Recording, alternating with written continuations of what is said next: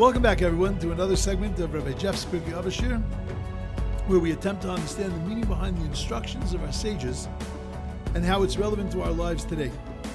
We do this, of course, using the thoughts of our teachers before us and try to make them applicable to our times. Feel free, please, to contact me with any comments or questions at rjfromlj@aol.com. Rebbe Omer Rebbe says, Ezui Derech Yeshara sheyaver lo Adam. What is the correct path that a person should go on? Kol shi tiferes lo sa, anything that is good for the person that does it, v'tiferes lo mina Adam, and good for other people also. V'havizar b'mitzvah kala kibachamura, and a person has to be careful with a mitzvah kala, with a light mitzvah, as he does with a mitzvah chamura, as he does with a strict mitzvah. Because you don't know the reward for mitzvahs. And you have to always think about the loss of a mitzvah, the loss incurred in doing a mitzvah, keneged schara, keneged the reward of the mitzvah. Schar aveira, and the reward that you receive, the seemingly reward you receive for doing a transgression, keneged hefseda, corresponding to its loss. V'yishtakel b'shlosha dvarim, and look at three things. Ve'ena taba lidei aveira, and you will not come to do an aveira. Dam alamala mimcha, know what is above you. Ayin roa, an eye that sees. Ozen shomas, an ear that hears. And everything you do is written in a book. Okay, let's start to analyze this Mishnah. First of all, Ezui Derech Yeshara. What is the Derech Yeshara? What's the proper derech that a person should go on? Again, we mentioned this the other day. What kind of derech are you talking about at Derech Yeshara? The Derech Yeshara is the Torah mitzvahs. It is all defined for us in the Torah and its commandments, exactly what the Derech Yeshara is that a person is supposed to go on. Not only is it in the book of Leviticus and in the book of Bamidbar and Devarim, but in the book of Bereshis also. In other words, not only is it delineated to us in the particular commandments of the 613 commandments, but how a mensch is supposed to carry those out through the lives of Avram, Yitzchak, and Yaakov. All of that is taught to us. If all of that is taught to us, then what kind of question is the Mishna asking? Is Rabbi Yehuda Nasi, Judah the Prince, asking, Ezui Derech Yeshara? Everybody knows the Derech Yeshara that you have to go on. Follow the commandments. Do what you're supposed to do. Live up to your obligations in this world. So what does that mean, Ezui Derech Yeshara? That's problem number one. Problem number two, there's a Mishnah later in this Perek that says, Ezui Derech Tova. Rabbi Yochanan ben Zakkai asks his students to go and to find out what is the Derech Tova. What is the good path that you should be going on? What's the difference between a good path and a straight path? Why doesn't this say that what is the good path that a person should walk on? Why does this say what's the straight path? What's a Derech Yeshara as opposed to a Derech Tova? Okay, third problem. Really? Choose a path that's not only good for you, but that's good for other people? That goes against everything that we say, that you have to worry about who you are and you can't worry about other people. I mentioned that in the first halach in Shulchan Aruch, the Ramah, Reb Moshe Isserles, says very clearly, V'lo yizbayesh mipnei b'nei Adam hamal'igin alav, that a person cannot be embarrassed from people that are banging on him and that are shouting against him, ba'avodas Hashem yizbarach, in the service of God. It can't matter to us what other people think of us. Plus, on an emotional level, you can't build a path for yourself based on what other people want from you. That's, plays into this Jewish guilt thing, right? That we seem to thrive on guilt. But I once had a friend who was a psychologist who told me that, when it gets pathological, a person has to learn how to say, stop shooting on me. right? Because everybody has a should. You should be this, you should be doing this, you should be doing this. That everybody thinks of other people in the terms of shoulds. He says at some point you have to turn to everybody around you and say, stop shooting on me. No, stop telling me what I'm supposed to be doing and who I'm supposed to be. I have to be who I am. That's not true though. Look at the Mishnah. The Mishnah says, what's the right way to be? What everybody else wants you to be. That's good for you, but that's good for everybody else. What in the world is the Mishnah suggesting to me when it tells me that I have to worry about the opinions of others? Okay, my fourth problem. You have to be careful with the mitzvah kala kibachamura. Could you please make me a list? What is a kala? What is an easy mitzvah? And what is a chamura? What is a hard mitzvah? Because I promise you, whatever you put on your list as an easy mitzvah, I will probably have on mine as a hard one. And whatever I put on my list as a hard mitzvah, you could easily have it on your list as an easy one. So what does that mean, a mitzvah kala kibachamura? And the Mishnah says, because we don't know the schar, we don't know the reward of them. Well, we do really, because that's why you're calling them easy and hard. What does that mean that you don't know the reward of mitzvahs? You do know the reward of mitzvahs. The Torah tells us what the reward of mitzvahs are. The Torah tells us what the punishments are. If you don't do this, then you're going to get killed. If you don't do this, then you're going to get lashes. What does that mean that we don't know the reward and the punishment of mitzvahs? We don't know the schar mitzvah. What does that mean? There is a pecking order of mitzvahs. We know that if you have this mitzvah juxtaposed against this mitzvah, do this one. So we do have some kind of value judgment of them. We do have some kind of measuring stick. Okay, my next problem, not done yet. What does it mean that be careful with light mitzvahs, like with heavy mitzvahs, because you don't know their reward? Whenever you hear the word reward, the hairs on the back of your head should bristle, especially because you learned the first chapter. And if you haven't learned the whole first chapter, then please remember they're all available on my YouTube channel. and you can hear this class. But we spoke about that we don't do mitzvahs in this world for a reward. We're not allowed to serve God with the thought of getting a reward. We have to serve God with the thought of not getting a reward. So what does that mean? Why would we say that we don't know matan scharan? Well, good that we don't know matan scharan, because we're not supposed to know the reward for mitzvahs. We don't do them for rewards. And if I don't know the reward for mitzvahs, why don't I know them? Why didn't God tell me a little clearer, maybe, of what the reward for mitzvahs are?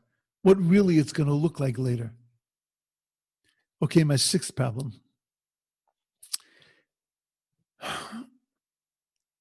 Calculate the loss of a mitzvah against its reward. Now, I'm not a big genius, but you just told me that I don't know the reward for the mitzvahs. Well, then how am I supposed to do the next part of the Mishnah? When it comes time to do a mitzvah, calculate the gain of the mitzvah against the loss. I don't know what the gain is. I don't know what the loss is. How am I supposed to calculate? What kind of calculation are you asking me to do in the Mishnah? What does that mean? Calculate the loss against the reward, but I don't know what the reward is. I don't know what the value is. You just told me I don't know that. So what kind of calculation is the Mishnah asking me to do? And then finally, the last piece of the Mishnah. What does it mean? Ayin ro'eh va'ozen shamas. Know what is above you. 3 things you'll never come to do in Avera. Know what's above you, an eye that sees, an ear that hears, and all your actions are written in a book. Big Brother strikes again. What is that? Oh, that's going to keep me on a straight and narrow. That's just going to make me mad, knowing that I'm being watched all the time. Why is that going to keep me on the straight and narrow? But much more important, why is that in this Mishnah? Why is that the cap to the first 2 parts of the Mishnah? All right, let's get to work. What is this Mishnah telling me? So I'll tell you what I think is an important thing. Without elaborating too much now, as we go through, of course, we put pieces of this together as we go through, but what is the purpose of our existence? Our existence in this world is meant, we're here in this world, in order to be able to develop a relationship with the Borei Olam. As we spoke about when we learned about the Hillel Mishnayos and the Shammai Mishnayos, our purpose is to build a relationship with God, and there are two facets to that relationship. There's our relationship with God in a ritual sense, and there's a relationship with God's world, with God's creatures and creations. Ultimately, it is all meant to get us back to the same place. It's fascinating that in the Torah, it tells us, V'ahavta es Hashem Elokecha, you have to love God. V'ahavta l'reacha kamocha, you have to love your neighbors yourself. V'ahavtem es hager, and you have to love a convert. Those are the only places where it talks about love in the Torah. It doesn't talk about love of spouse. It doesn't talk about love of child. It talks about love of God and love of people. Because ultimately, that gets us back to the same place. It gets us back to that connection, to that relationship with God. My job here is to achieve a measure of greatness in my relationship with God and my relationship with other people. How do we define greatness?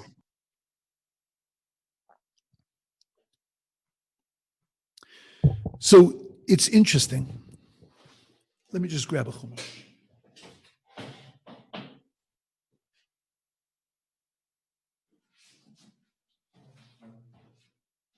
On the fourth day of creation, when we're being taught about the creation of the orbs, where the light was taken and placed inside of orbs, so the Torah tells us,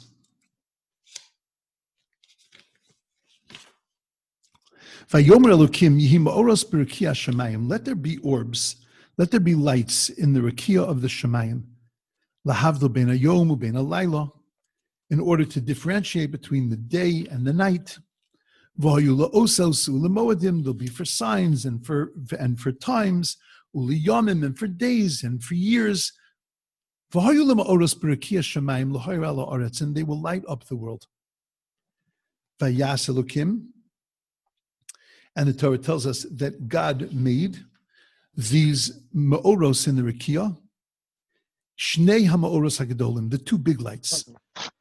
Es ha'ma'or hagadol, he created the big light. Limemshalos hayom, which is the sun, to deal during the day. V'es ha'ma'or hakaton limemshalos halayla.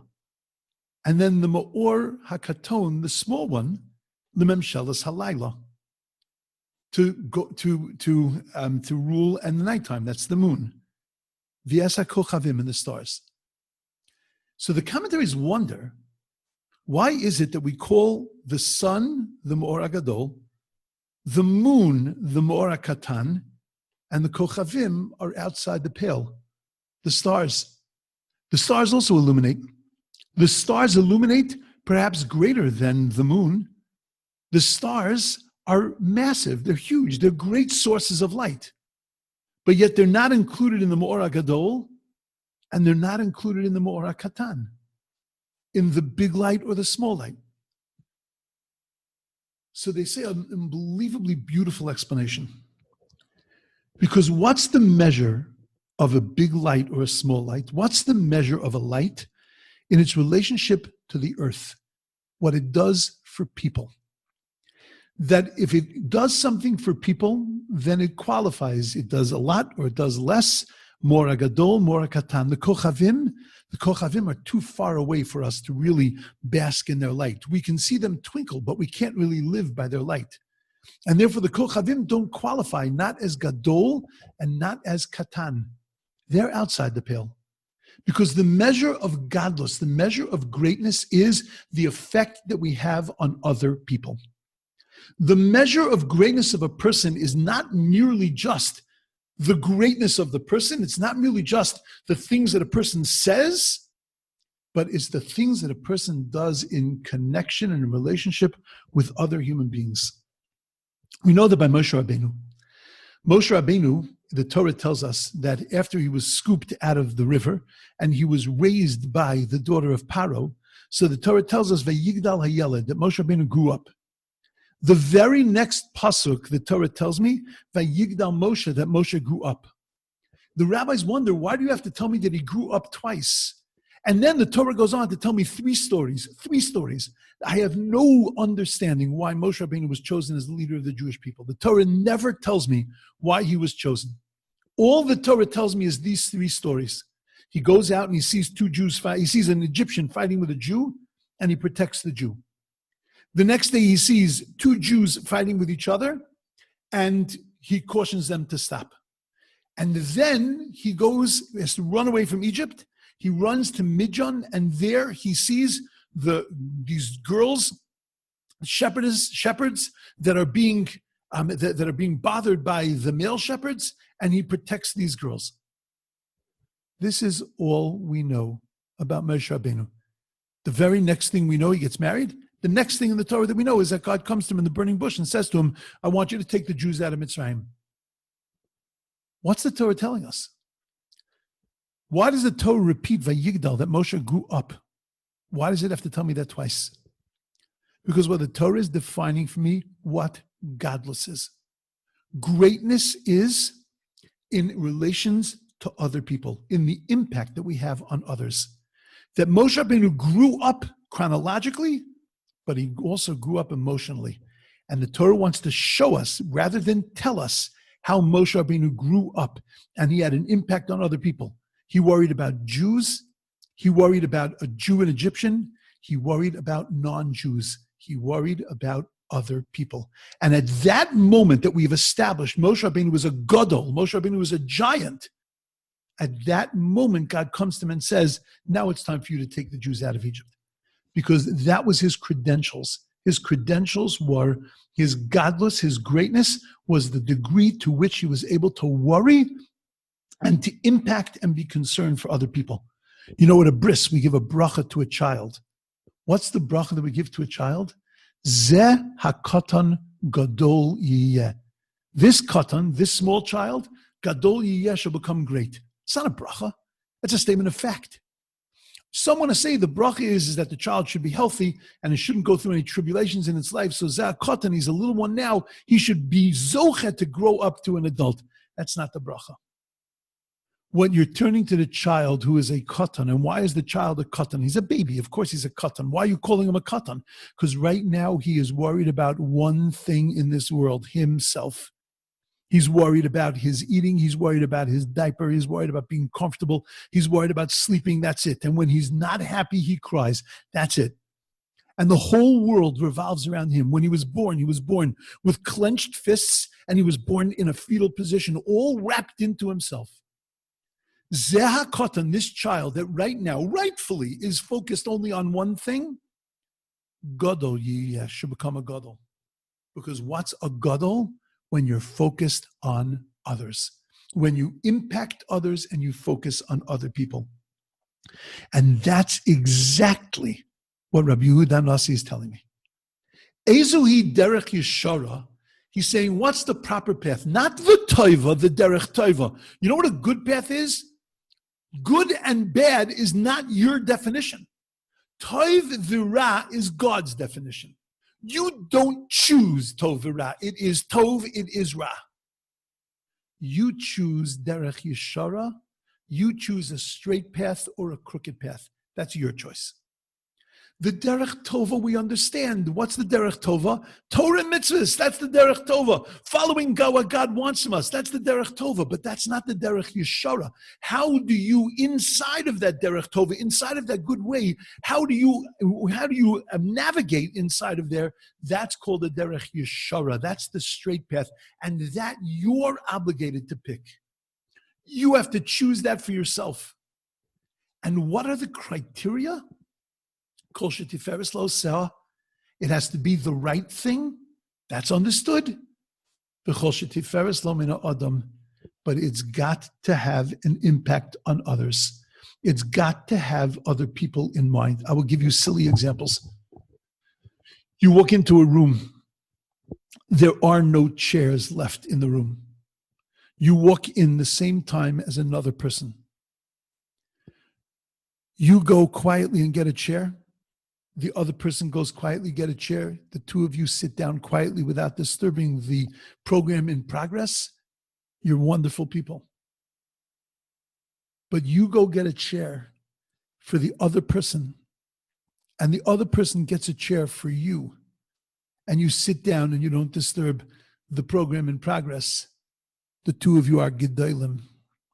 Because you didn't just do that which is good for you, you did that which is teferes lo min ha'adam. You did that which is good for somebody else.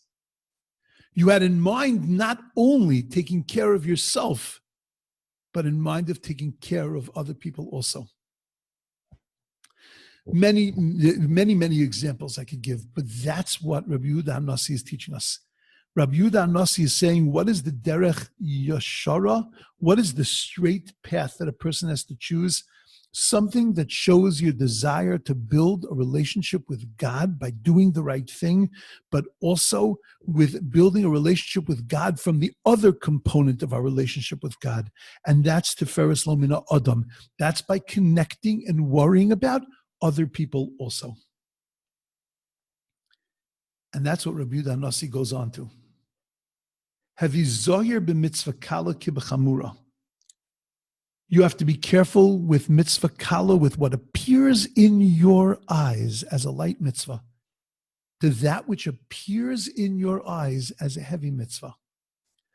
If everything is about a relationship, then your relationship with God is not only in those things that are difficult for you, on those things that are challenging, those things that are chamuros, but those things that seem to be mundanities, those are also the place that you build a relationship.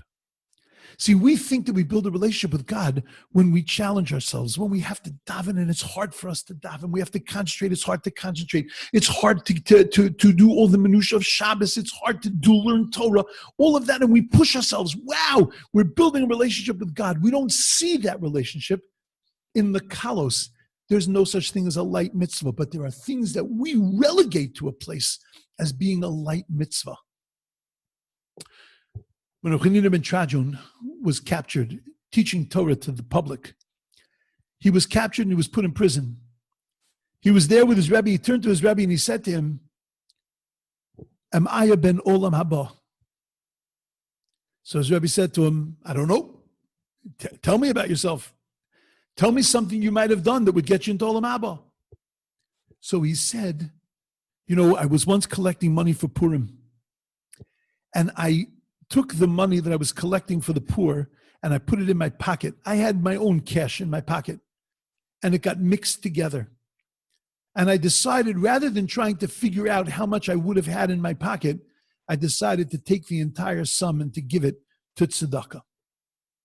Oh, his Rebbe says, you're ben olam haba. You're going to olam haba. What? Here's a rabbi who was willing to give his life up to teach Torah. He was subsequently taken out and wrapped in a Sefer Torah and burnt to death. And he has to wonder, where am I, a ben olam haba? You were teaching Torah in public in the face of a Roman decree that said you're not allowed to teach Torah. You were willing to give your life up for God. What kind of stupid question is that? Of course you're a ben olam haba. No, because the definition of a ben olam haba is not on the big stuff, on the chamuros. The chamuros are easy.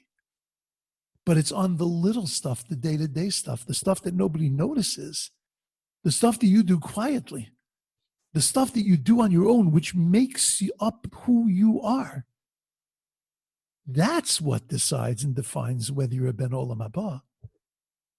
When a person wants to come to convert to Judaism, the halach is we teach them the mitzvahs chamuros and the mitzvahs kalos. Okay, the chamuros, I understand why we tell them. The strict mitzvahs, I understand why we tell them, because we want to scare the heck out of them. Right? We want to make sure that they really want to convert. So we tell them about it. I mean, I've a disproportionate amount of converts in my congregation, and I've worked with every one of them, and it's an amazing thing, an amazing process. But the beginning of the process, when you have to tell them about mitzvahs chamuros, it's scary when they have to hear about how their lifestyle is going to change and how the things that their life is predicated on are no longer it's going to be predicated on. Those are complicated things, but that's not the real challenge. The real challenge is you have to tell them the kalos. You have to tell them which shoe you have to put on first in the morning. You have to tell them about the things that they have to do after they go to the bathroom. You have to tell them about the simple little things, the day-to-day little things, because that's the measure of the greatness of a person. It's not just in the chamuros, not just in the stuff that's challenging, but the stuff that is easy for us, but that becomes like rote, that becomes like second nature. Those things which we tend not to put much importance on those, that's where the real measure of the greatness of a person. Are you careful with those also? Are you careful with those things that you step over, those things you do all the time? Look at the energy that we put in to Shabbos. Look at the energy that we put in to Yontif. Very often, not the same.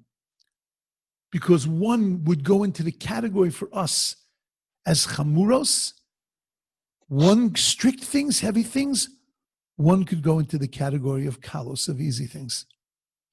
Comes along Rabbi Yehuda Anasi, and he tells us that if you're building a relationship with God, then you have to be careful, because you don't know which of these are going to elevate you more, which of these are going to build a greater relationship. Matan Scharan doesn't mean your reward in the world to come. Matan Scharan means which of them is going to create a greater relationship with God. And since that's not clear to us, we have to put the same energy into those that are challenging and to those that are not so challenging for us. Now, I need to develop that a little bit further and to bring us on to onto the third piece of this Mishnah, the third and fourth piece of this Mishnah, and I will do that tomorrow. I will try to review, bring us back to this place tomorrow, and then take it further.